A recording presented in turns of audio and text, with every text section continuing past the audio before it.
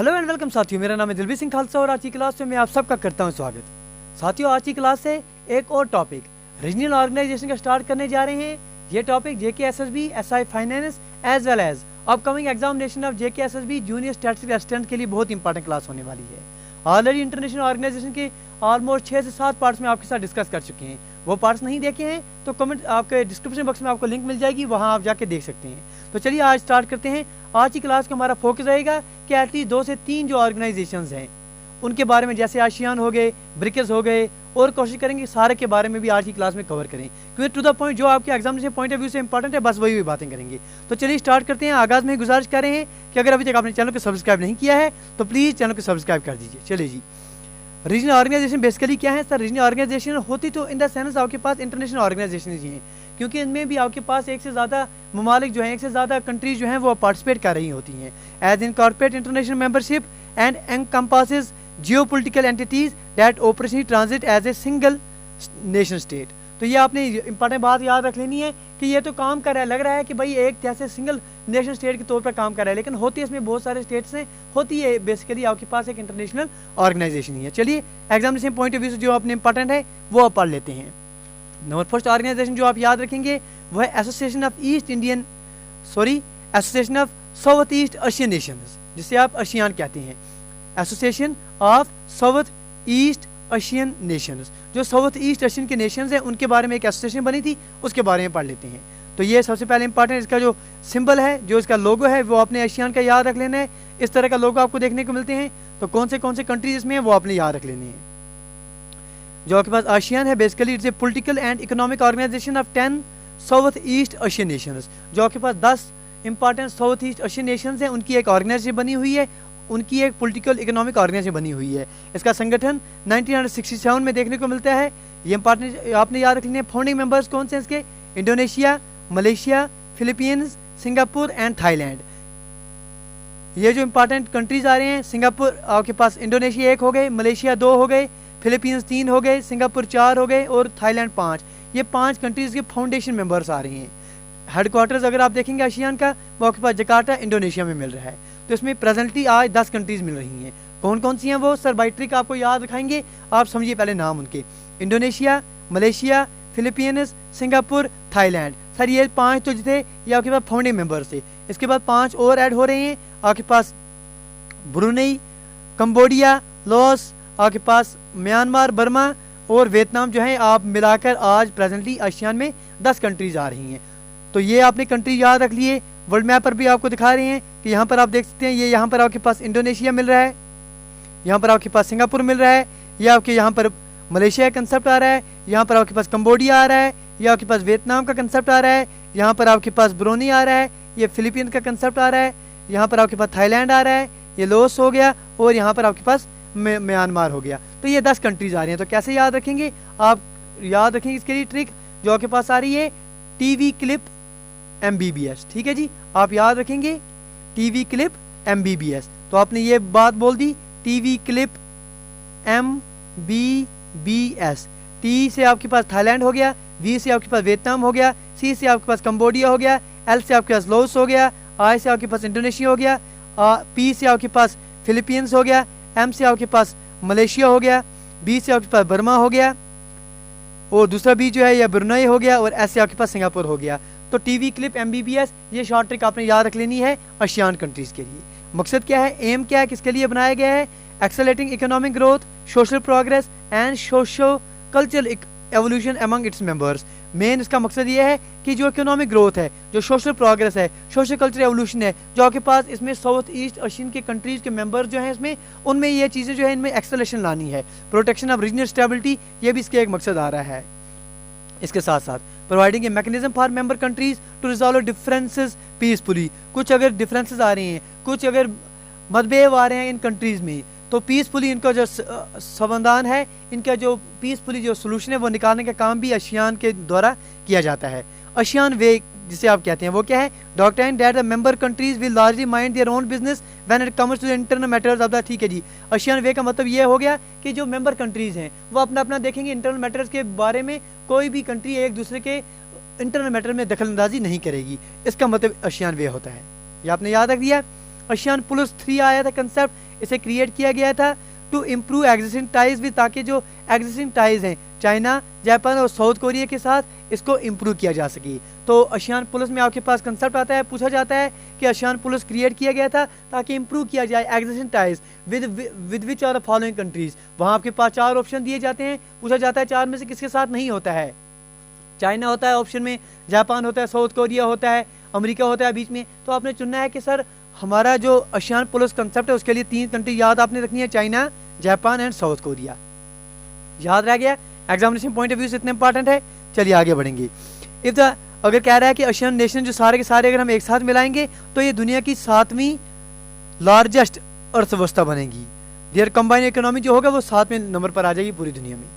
India और ASEAN के base में देख रहे हैं कि क्योंकि आपने जो आसियान के कंट्रीज देखे उसमें आपने देखा कि आपने टीवी क्लिप MBBS में देखा कि इंडिया का नाम नहीं आ रहा है। इंडिया हालांकि इसका मेंबर नहीं है, लेकिन फिर भी इंडिया जो है बहुत इंपॉर्टेंट की रोल प्ले कर रहा है इनके रिलेशन के साथ। इंडिया के रिलेशनशिप विद आसियान जो है की pillar of our foreign policy and the foundation of the act east policy. जो इंडिया की एक्ट ईस्ट पॉलिसी चल रही है तो उसके लिए की पिलर आ रहा है कि इंडिया के संबंध बहुत इंपॉर्टेंट, बहुत ही ग्रेट संबंध हैं आसियान के साथ। ठीक है जी। India trade with ASEAN stand at approximately 10.6% of India overall trade. जितना आप इंडिया पूरे का पूरा ट्रेड कर रहा है उसका लगभग 10.5% का ट्रेड जो है इंडिया आसियान के साथ कर रहा है। इंडिया एक्सपोर्ट जो आसियान के साथ है stand at 11.28% of total export. जितना हम टोटल एक्सपोर्ट कर रहे हैं उसका लगभग 11.5%, 11.28% जो है हम आसियान के साथ एक्सपोर्ट कर रहे हैं। ASEAN India free trade area has been completed. इसके साथ साथ ये भी आपने याद रखना है कि आसियान और इंडिया फ्री ट्रेड एरिया जो है इसको भी कंप्लीट किया गया है। आसियान इंडिया बिजनेस काउंसिल जिसे आप AIBC कहते हैं, इसे 2003 में सेटअप किया गया था सो एज टू ब्रिंग की private sector players from India and ASEAN countries on a single platform, ताकि जो की आपके पास प्राइवेट सेक्टर प्लेयर्स हैं आसियान से और इंडिया से, उन्हें एक सिंगल प्लेटफार्म पर लाया जाए। इसके लिए आपके पास आसियान इंडिया बिजनेस काउंसिल का संगठन किया गया है 2003 में। AIBC क्या है सर? आपके पास आसियान इंडिया बिजनेस काउंसिल है जिसका संगठन आपके पास 2003 में देखने को मिलता है। क्यों देखने को मिलता है? मकसद क्या है? ताकि जो प्राइवेट सेक्टर प्लेयर्स हैं आसियान में से, इंडिया में से, इन्हें एक सिंगल प्लेटफार्म पर लाया जा सके। तो आपने ये याद रख दिया। इसके कौन से कंट्रीज हैं ये आपने पढ़ लिया, मेंबर्स कौन से हैं ये भी पढ़ लिया। रिसेंटली में न्यूज़ में क्यों है ये आप याद रखिए कि recently India participated in the 17th ASEAN India virtual summit, क्योंकि रिसेंटली इंडिया ने, ये आपने डेट कमेंट सेक्शन में आपने बतानी है कि जो 17th ASEAN India virtual summit हुआ था, इंडिया ने इसमें भागीदारी की है। ये कब हुआ था? समिट जो है इसने फोकस किया था on the measures to recover from the economic turmoil triggered by the, जो आपके पास इकोनॉमिक खसारा हुआ है कोविड-19 पैंडेमिक की वजह से, इससे हम किस तरह से रिकवर किया जा सके, इसके रिलेटेड आपके पास 17th ASEAN India virtual summit हुआ है। And the ways to further broad based strategic ties, किस तरह से फर्दर हम इसको और बेहतर करेंगे, इसके लिए जो है 17th समिट हुआ है, वो आपने समझ लेना है। इंपॉर्टेंट और एक बात क्या याद रखेंगे, ASEAN is considered one of the most influential grouping in the region and India and several other countries जैसे US हो गए, चाइना हो गए, जापान हो गए, ऑस्ट्रेलिया हो गए, और it is dialogue partners. It is India's 4th largest trading partner with around $86.9 billion on trade. ठीक है जी। तो ये आपने याद रख लेना है कि इंडिया के 4th largest ट्रेडिंग पार्टनर है जिसमें अप्रॉक्सीमेटली $86.9 बिलियन की ट्रेड जो है हम आसियान के साथ करते हैं। इतना आपने याद रख दिया, मोर देन सफिशिएंट है। ठीक है जी। एक तो ये आपने याद रखना है इसका फुल फॉर्म क्या है, कौन सी कंट्रीज इसमें मेंबर आ रही हैं, इसके जो फाउंडेशन मेंबर हैं वो 5 कौन से आ रहे हैं, संगठन कब हुआ है, यहाँ जो हेडक्वार्टर्स हैं वो कहाँ हैं, एम्स क्या हैं। तो ये आपने चीज़ें याद रखी। और रिसेंटली न्यूज़ में क्यों है, क्योंकि आपके पास जो ये संगठन है 17th समिट देखने को मिला है, इंडिया ने इसमें पार्टिसिपेट किया है, तो ये चीज़ें आपने याद रख लेनी है। इतना याद रह गया, एग्जामिनेशन पॉइंट ऑफ व्यू से मोर देन सफिशिएंट है, क्योंकि आपने सारे का सारा नहीं पढ़ना है। आपका एग्जाम जो है JK SSB का है, इनके लिए कोई क्वेश्चन आपके पास आएगा, बेसिक नॉलेज होनी चाहिए, आप कर पाएंगे। चलिए दूसरा संगठन जो पढ़ रहे हैं, दूसरा आपके पास जो रीजनल ऑर्गेनाइजेशन आपके एग्जामिनेशन पॉइंट ऑफ व्यू से है वो आपके पास ब्रिक्स आ रहा है। ब्रिक्स में सर आपके पास कौन कौन से देश हैं, 5 इंपॉर्टेंट कंट्रीज इसमें आ रही हैं। एक तो B से आपके पास ब्राज़ील हो गया, R से आपके पास रशिया हो गया, I से आपके पास इंडिया हो गया, C से आपके पास चाइना हो गया, और S से आपके पास साउथ अफ्रीका हो गई। तो ब्रिक्स में आपके पास 5 इंपॉर्टेंट नेशंस आ रहे हैं, इनके बारे में हम पढ़ लेते हैं। इसके लिए शॉर्ट ट्रिक के लिए जरूरत नहीं है कंट्री लिखने के लिए, क्योंकि BRICS in itself is a short form. क्योंकि ब्रिक्स से आप B से आप सीधा ब्राज़ील याद रखेंगे, R से आपके पास रशिया हो गया, I से आपके पास इंडिया हो गया, C से आपके पास चाइना हो गया, और S से आपके पास साउथ अफ्रीका हो गया। चलिए जी, ओरिजिनली जब इसका संगठन हुआ था तो केवल 4 कंट्रीज इसमें थे। पहले इसका कंसेप्ट BRIC आ रहा था, ब्रिक में आपके पास ब्राजील आ रहा था, रशिया आ रहा था, इंडिया आ रहा था, चाइना आ रहा था। साउथ अफ्रीका जो है इसको बाद में एंट्री हुई है इस ग्रुप में। Before the induction of south Africa in 2010 में जो है साउथ अफ्रीका की एंट्री हो रही है ब्रिक्स में।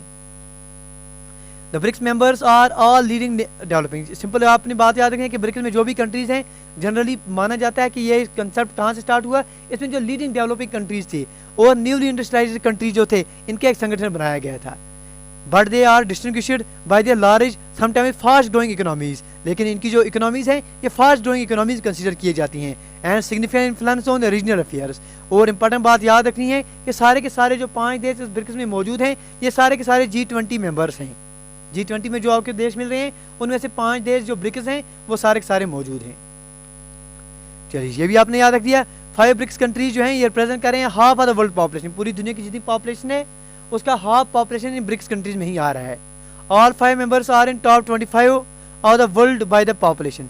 ठीक है जी, जो सारे के सारे 5 कंट्रीज हैं टॉप 25 मुल्क अगर आप पॉपुलेशन से देख रहे हैं तो जो टॉप 25 में ये 5 के 5 मुल्क आ रहे हैं। न्यू डेवलपमेंट बैंक जिसे आप NDB कहते हैं, जिसे पहले ब्रिक्स डेवलपमेंट कहा जाता था, ये एक मल्टीलेटरल डेवलपमेंट बैंक है जिसे एस्टेब्लिश किया गया है ब्रिक्स स्टेट्स के द्वारा। ठीक है, याद रह जाएगा कि आपके पास न्यू डेवलपमेंट बैंक, इसका पहला नाम पुराना नाम ब्रिक्स डेवलपमेंट बैंक आता था। ये एक मल्टीलेटरल डेवलपमेंट बैंक है जिसे एस्टेब्लिश किया गया है ब्रिक्स स्टेट्स के द्वारा। ब्रिक्स स्टेट मतलब यही जो ब्रिक्स नेशंस हैं, ब्राजील हो गए, रशिया हो गए, इंडिया हो गए, चाइना हो गए, साउथ अफ्रीका हो गए। बैंक का अगर आप हेडक्वार्टर देखेंगे तो सिंगाई आपके पास चाइना में देखने को मिलता है, जिसका फर्स्ट रीजनल ऑफिस है। आपके पास NDB का जो पहला रीजनल ऑफिस है इसे जोहान्सबर्ग साउथ अफ्रीका में खोला जा रहा है। इंपॉर्टेंट आपने याद रख लेनी है कि न्यू डेवलपमेंट बैंक जो है इसे ब्रिक्स स्टेट के द्वारा शुरू किया गया है। इसका हेडक्वार्टर आपको चाइना सिंगाई में मिल रहा है और इकलौता इसका जो पहला रीजनल ऑफिस है NDB का वो साउथ अफ्रीका जोहान्सबर्ग में तैयार किया जा रहा है। ठीक है जी, 13 ब्रिक्स समिट के बारे में बात कर लेते हैं जो रिसेंटली 13वां ब्रिक्स समिट हुआ है। The 2021 BRICS summit is the 13th annual summit an international relation conference attended by the head of the states और हेड ऑफ गवर्नमेंट और 5। ठीक है जी, जो आपके पास 21वां जो आपके पास 2021 का ब्रिक्स का समिट हुआ है वो पूरे ओवरऑल 13th ब्रिक्स समिट है। इसमें 5 देशों के जो मुखिया हैं उन्होंने पार्टिसिपेट किया था। ठीक है जी, it was 3 time that India hosted the BRICS summit after 2012 में भी इंडिया ने इसको होस्ट किया था, 2016 में भी इंडिया ने होस्ट किया था और रिसेंटली 2021 का जो है वो भी इंडिया ने ही होस्ट किया है। तो समिट जो है इसको वर्चुअली होस्ट किया गया था, जो पूरे क्योंकि कोरोना का काल चल रहा है, कोरोना की महामारी की वजह से ये जो समिट है वर्चुअली हुआ, लेकिन फिर भी जो है इंडिया इसका होस्ट माना गया। हालांकि वर्चुअली हुआ लेकिन फिर भी होस्ट न्यू दिल्ली से इसको माना गया कि इंडिया जो है इसका होस्ट है। तो कह सकते हैं कि आज तक जितने 13 समिट हुए हैं इनमें से 3 समिट जो है इंडिया ने होस्ट किए हैं। 2012 में इंडिया ने पहले कराया था, 2016 में फिर कराया था और आज जो वर्चुअली 2021 में हुआ यह भी इंडिया के ही अंडर हुआ। मोटो क्या था आज का जो 13वां ब्रिक्स समिट था, इसका मोटो क्या था?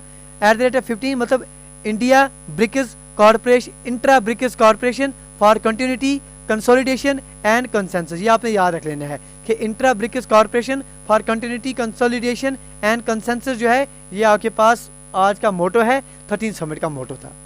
क्या की पॉइंट्स थे जो इस 13 ब्रिक्स समिट में हुए, तो इसके बारे में पढ़ लेते हैं। पहले हम पढ़ें की फर्म इसमें आ रहा था रिफॉर्मिंग मल्टीलेटरल सिस्टम। इसमें पहला जोर दिया गया था कि जो मल्टीलेटरल सिस्टम है इसको रिफॉर्मेशन की जाए, इसमें रिफॉर्मिंग आ जाए।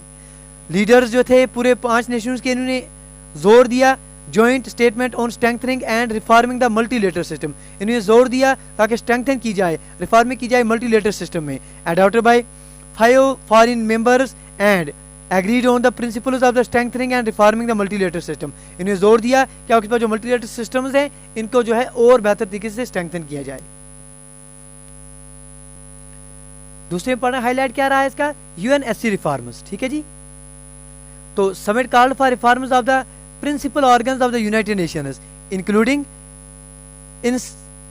installing new life in the discussions on reforming the UN Security Council। तो यूनाइटेड नेशन सिक्योरिटी काउंसिल के रिफॉर्म जो है उनके बारे में भी इस पर बात हुई। स्पेस एंड क्लाइमेट कॉर्पोरेशन, इस मुद्दे पर भी बात हुई। Agreement on space agencies and remote sensing will help enhance research capabilities in the global climate change, disaster management, environment protection, prevention of the food and water security. Leaders expressed commitment to fully implement UNFCCC, it is Kyoto Protocol and Paris Agreement. तो जो आपके पास ये member Nations थे, इनमें space and climate corporation पर भी बहुत important बातचीत हुई, इंपॉर्टेंट डिस्कशंस हुई। यहाँ पर जोर दिया गया कि आपके पास फुली हम UNFCCC के जो इम्प्लीमेंट है वो करेंगे। UNFCCC का फुल फॉर्म क्या है, कमेंट सेक्शन में आप हमें बताएंगे। और जो क्योटो प्रोटोकॉल हो गया, पेरिस एग्रीमेंट हो गए, इन पर हम बहुत ही अच्छे तरीके से जो है काम करेंगे, इन पर अच्छे तरीके से अमल किया जाएगा, इस पर भी जोर दिया गया। अगला जो इंपॉर्टेंट इसमें स्टेप हुआ, वो इंपॉर्टेंट हाईलाइट इस डिस्कशन का क्या रहा, एग्रीकल्चर कॉर्पोरेशन के बारे में बात हुई। एग्रीकल्चर रिसर्च प्लेटफॉर्म जो है इसको लॉन्च किया गया।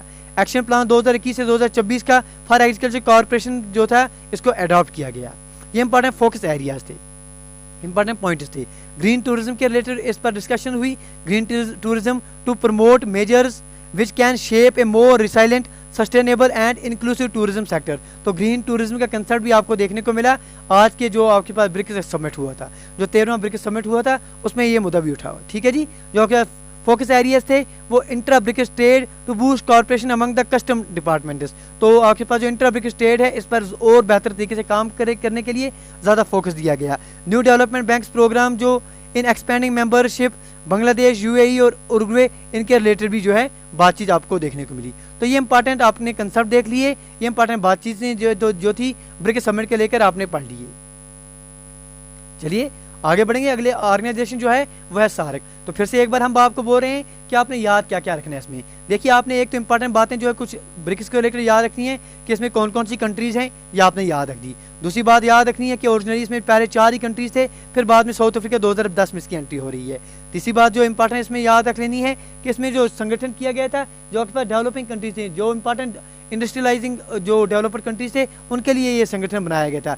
जो भी इसमें 5 के 5 कंट्रीज आ रही हैं वो G20 के मेंबर्स हैं, ये आपने याद रख दिया। इसके साथ साथ जो टॉप 25 पॉपुलेशन वाइज जो कंट्रीज आ रही हैं, तो उनमें ये 5 के 5 कंट्रीज मौजूद हैं। NDB के कंसेप्ट आपने याद रख लेना है कि नेशनल डेवलपमेंट बैंक, इसका पुराना नाम क्या था, इसको कब बनाया गया था, इसका हेडक्वार्टर कहाँ पर है, और इसके साथ साथ जो इसका आज रीजनल ऑफिस बनाया जा रहा है, ये कहाँ बनाया जा रहा है, ये कहाँ पर आपको मिलेगा। जो 13वां ब्रिक्स समिट हुआ था इसके रिलेटेड आपने याद रख लेना है कि इंडिया ने इसको जो है होस्ट किया था। इससे पहले इंडिया ने 2 बार होस्ट कर दिया था। इसका मोटो क्या है, ये आपने मोटो याद रख लेना है। और कौन कौन से हाईलाइट्स हैं, बस नाम मात्र आपने याद रखने हैं कि रिफॉर्मिंग मल्टीलेटरल सिस्टम, इस पर बात हुई। यूनाइटेड नेशन सिक्योरिटी काउंसिल के रिफॉर्म पर बात हुई। स्पेस एंड क्लाइमेट कॉर्पोरेशन के रिलेटेड बात हुई। एग्रीकल्चर कॉर्पोरेशन के बारे में बात हुई। आपके पास ग्रीन टूरिज्म के लेकर बात हुई। कौन से इंपॉर्टेंट फोकसेस थे जो ट्रेड के रिलेटेड थे, न्यू डेवलपमेंट बैंक के एक्सपेंड करने का काम था। ये चीज़ें आपने याद रख लेनी है, मोर देन सफिशिएंट आपके एग्जामिनेशन पॉइंट ऑफ व्यू से। चलिए आप तीसरी संगठन जो है सार्क, इसके बारे में भी इसी क्लास में बात कर लेते हैं। चलिए जी, गुजारिश कर रहे हैं कि अगर आप सीख रहे हैं तो प्लीज़ लाइक, शेयर और सब्सक्राइब करना ना भूलें। सार्क देखिए, सार्क का फुल फॉर्म क्या है sir, South Asian Association for Regional Corporation. ये आपके पास South Asian Association for Regional Corporation आ रहा है। तो चलिए बात करते हैं इसमें कौन कौन सी कंट्रीज हैं, क्या हैं, ये आपने पढ़ लेनी है। South Asian Association for Regional corporation is a regional international organization and geopolitical union of nations in South Asia। ये एक बेसिकली एक रीजनल इंटरनेशनल ऑर्गेनाइजेशन है, जियोपॉलिटिकल यूनियन है जो आपके पास साउथ एशिया की कंट्रीज हैं उनके बीच में।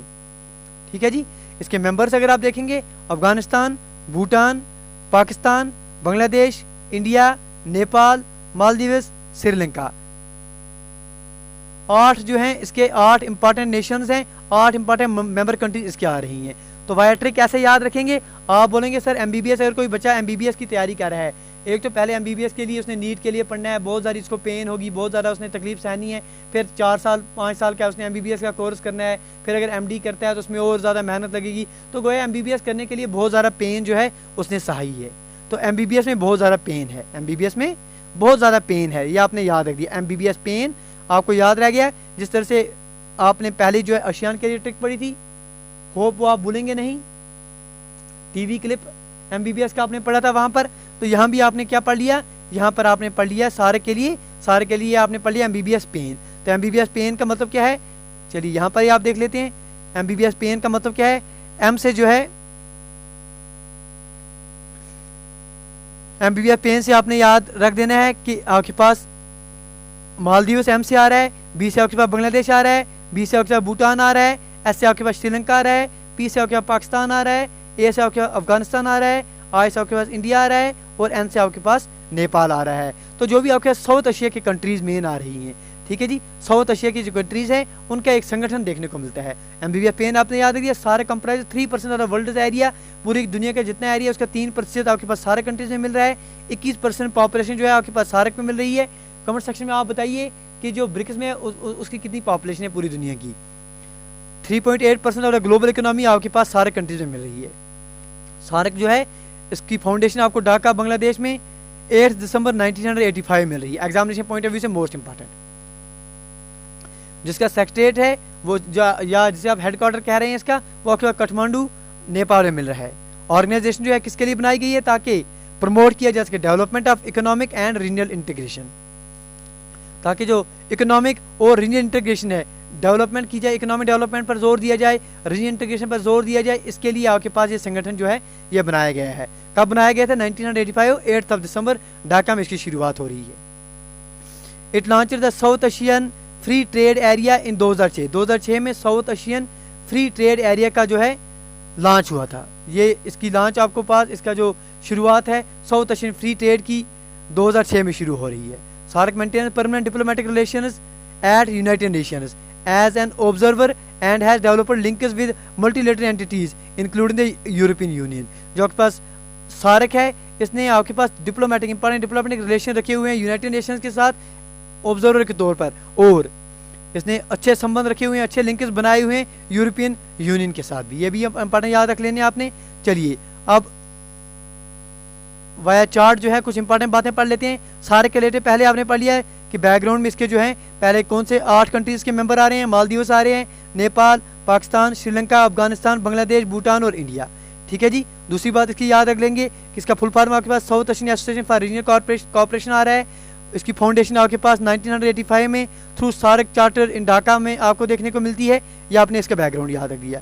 इसके ऑब्जेक्टिव्स क्या हैं, किन मकसदों पर ये काम कर रहा है, वो ऑब्जेक्टिव पहला ये आ रहा है to promote the welfare of the people of South Asia. जो साउथ एशिया के लोग हैं उनके वेलफेयर के रिलेटेड काम करता है ताकि इंप्रूव किया जाए इनकी quality of life. To accelerate economic growth को बढ़ोतरी दी जाए, सोशल प्रोग्रेस को बढ़ाया जाए, cultural and development in the region. ठीक है जी, कल्चरल डेवलपमेंट को जोर दिया जाए। इसके साथ साथ to strengthen cooperation among themselves in international farmers on matters of common interest. ठीक है जी, इसके लिए भी काम कर रहा है। ये ऑब्जेक्टिव इसका आ रहा है या मकसद इसका आ रहा है ताकि स्ट्रेंथन किया जाए cooperation with other developing countries. जो बाकी डेवलपिंग कंट्रीज हैं उनके साथ भी अच्छे संबंध, अच्छे कोऑपरेशन बनाया जाए। ये भी आपके पास इंपॉर्टेंट कंसेप्ट आ रहा है सार्क का। To promote and strengthen collective self reliance among the countries of the South Asia. जो आपके पास साउथ एशिया की कंट्रीज हैं इनमें प्रमोट करना और स्ट्रेंथन करना कलेक्टिव सेल्फ रिलायंस को, ये भी इसका एक इंपॉर्टेंट ऑब्जेक्टिव आ रहा है। इसके साथ साथ to contribute to mutual trust, understanding and appreciation of one others problem. तो एक साथ दूसरों की प्रॉब्लम को जो है समझना, उनके रिलेटेड काम करना, अंडरस्टैंड करना, यह भी इंपॉर्टेंट ऑब्जेक्टिव आ रहा है आपके सारे का। एरिया ऑफ कॉर्पोरेशन, किन एरियाज में काम करता है, किन एरिया में कॉर्पोरेशन देखने को मिलती है वो पढ़ लेते हैं। Energy, transport, science and technology, इनमें ये एक साथ मिलकर काम करते हैं। Education, security, culture, human resource development and tourism, इनके रिलेटेड ये काम जो है एरिया ऑफ कॉर्पोरेशन आ रहे हैं सारे कंट्रीज के बीच में। इंफॉर्मेशन एंड पोवर्टी एलिवेंस प्रोग्राम्स के रिलेटेड, सोशल अफेयर्स के रिलेटेड, इकोनॉमिक, ट्रेड, फाइनेंस के रिलेटेड ये काम करते हैं, आपको देखने को मिलता है इसका concept. Environment, natural disaster and biotechnology, agriculture, rural development, तो इन फील्ड्स में इनके कंट्रीज के बीच में कॉर्पोरेशन देखने को मिलती हैं। कुछ इंपॉर्टेंट फैक्टर्स के याद रख दीजिए कि 19 सार्क समिट जो है 2016 पाकिस्तान में होना था, बाइकआउट किया गया था सारे के सारे सार्क मेंबर्स के द्वारा। ये इंपॉर्टेंट आपने याद रख लिया। जो आपके पास सार्क इसका जो सेक्रेटरीट है ये आपके पास काठमांडू नेपाल में मिल रहा है। World Bank projected economic growth of 7.3% in 2017। South Asia is the largest growing region in the world. पूरी दुनिया में सबसे लार्जेस्ट ग्रोइंग जो रीजन है पूरी दुनिया में वो आपके पास साउथ एशिया आ रहा है। कौन से इंपॉर्टेंट इनिशिएटिव इसके द्वारा उठाए जा रहे हैं?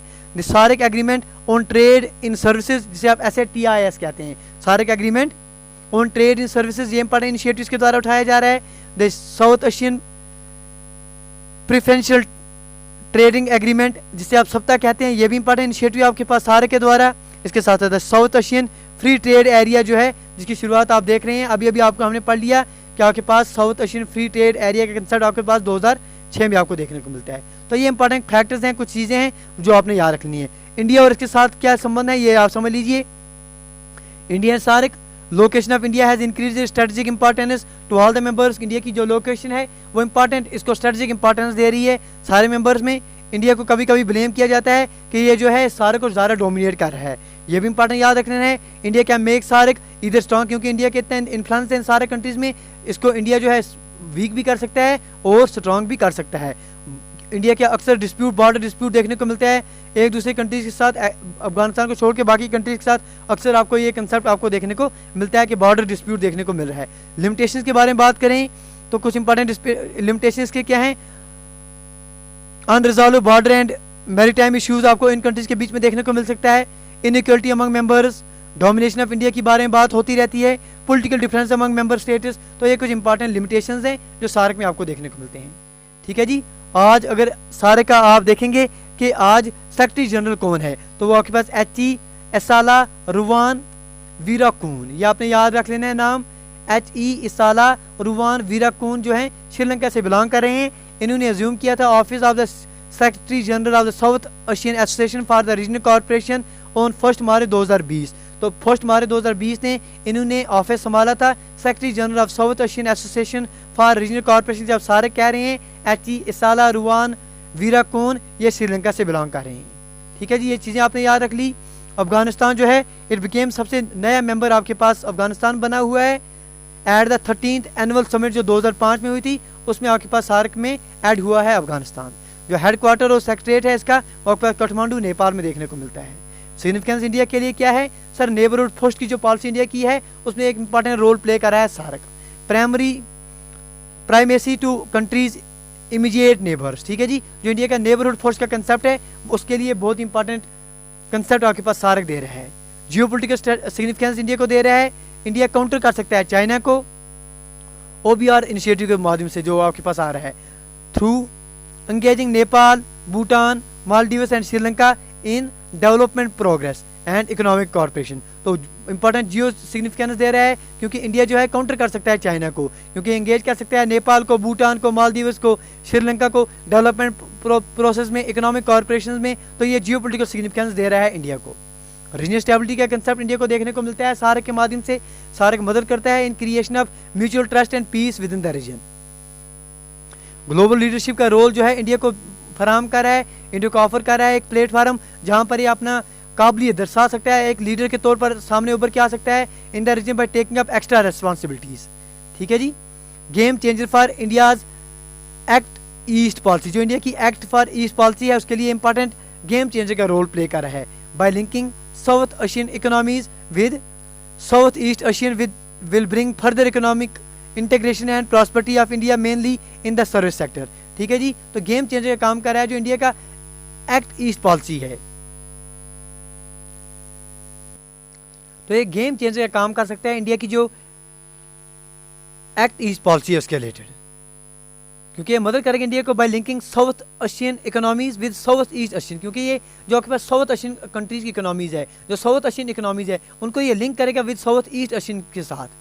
Will bring further economic integration and prosperity to India mainly in the service sector. क्योंकि आपने पढ़ लिया कि आसियान में इंडिया जो है आपको मेंबर नहीं दिख रहा था, लेकिन सार्क में इंडिया तो एक इंपॉर्टेंट रोल प्ले कर रहा है। इसके साथ अगर इंडिया जो है इसमें इंपॉर्टेंट अच्छे से काम करेगा तो इंडिया के लिए ये गेम चेंजर काम कर सकता है जो इंडिया की इंडिया एक्ट ईस्ट पॉलिसी है। तो इंडिया की जो आपके पास ये साउथ एशियन इकोनॉमीज है इनको इंटरलेट किया जा सकेगा with the South east Asian economies के साथ में, तो ये इंपॉर्टेंट बहुत इंपॉर्टेंट रोल प्ले करेगा इंडिया के लिए mainly in the service sector. चलिए जी, कुछ इंपॉर्टेंट फैक्टर्स वो याद रख दीजिए। The 18th and last SAARC summit जो है वो 2014 में with Pakistan scheduled to host the 19th, जो आपके पास देखिए 2018 सार्क समिट जो है वो आपके पास काठमांडू नेपाल में हुआ था। ये आपने पढ़ लिया 2014 में अच्छे से हो गया था, सब कंट्रीज ने पार्टिसिपेट किया था। बोला गया था कि फिर 19 में जो समिट होगा वो पाकिस्तान में 2016 में होगा, लेकिन इंडिया ने मना कर दिया पाकिस्तान के साथ जो है वहाँ जाकर समिट में हिस्सा लेने के लिए, क्योंकि इंडिया ने बोला कि जो उरी का अटैक हुआ उसमें पाकिस्तान की इन्वॉल्वमेंट है। तो इंडिया ने ये कंसेप्ट दिया कि हम जो है अगर 19 समिट पाकिस्तान में हो रहा है 2016 का तो हम उसमें भागीदारी नहीं लेंगे। However following Islamabad legal involvement in the Uri terror attack in Jammu and Kashmir, Modi ने रिफ्यूज़ कर दिया कि हम इसमें पार्टिसिपेट नहीं करेंगे। ठीक है जी, तो ये कंसेप्ट हो गया कि 19 में जो सबमिट था वो तो फिर हुआ ही नहीं, क्योंकि इंडिया ने पार्टिसिपेट नहीं किया, तो इंडिया का एक डोमिनेशन आ रही है सार्क में, इंडिया ने पार्टिसिपेट नहीं किया तो बाकी कहाँ करेंगे। सेम कंसेप्ट आपको देखने को मिलता है। रिसेंटली एक सार्क की मीटिंग होने वाली थी न्यूयॉर्क में, सितंबर 2021 की बात है, वो भी कैंसिल करनी पड़ी।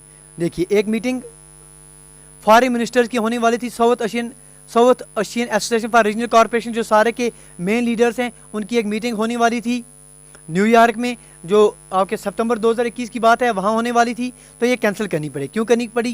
क्योंकि सोर्सेज बताते हैं कि जो मेंबर स्टेट्स थे were unable to agree upon the participation of Afghanistan with Pakistan and India in particular at loggerheads over the issue. समझिए बात को, क्योंकि आपको पता है कि अफगानिस्तान में तख्ता पलट हो गया, अफगानिस्तान में तालिबान ने जो है कनकेर कर दिया, हासिल कर दिया सत्ता।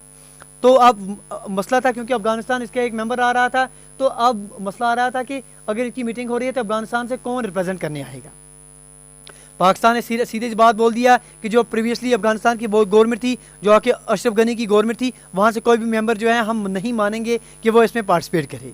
ठीक है, जब पाकिस्तान ने इनकार कर दिया उनमें से किसी के मेंबर को मानना, क्योंकि अफगानिस्तान ने बोला भाई उनकी अब सरकार है ही नहीं, अब वो मौजूद है ही नहीं वहाँ, अब तालिबान की सरकार है, तो सिर्फ पाकिस्तान ही अभी जो सारे कंट्रीज में से तालिबान को परमानेंट दे रहा है, वो पाकिस्तान दे रहा है। तो उन्होंने कहा कि पाकिस्तान ने तालिबान को जो है कह दिया कि वहाँ तालिबान की सरकार आ रही है, अभी वहाँ अशरफ गनी की कोई सरकार नहीं है, जो अफगानिस्तान की पुरानी गवर्नमेंट उसकी सरकार नहीं है, तो हम उनमें से कोई भी मेंबर जो है इस सार्क मीटिंग में नहीं मानेंगे। तो जो आपके पास सारे के सारे मेंबर से, उन्होंने बोला पाकिस्तान को ठीक है जी, आपकी बात को हम मान रहे हैं, हम एक काम करेंगे, हम एक खाली एम्प्टी चेयर रख देंगे, हम बोलेंगे सर अफगानिस्तान की तरफ से अभी कोई मेंबर नहीं आ रहा है, तो खाली चेयर जो है हम ये इसके लिए प्रस्ताव रखेंगे।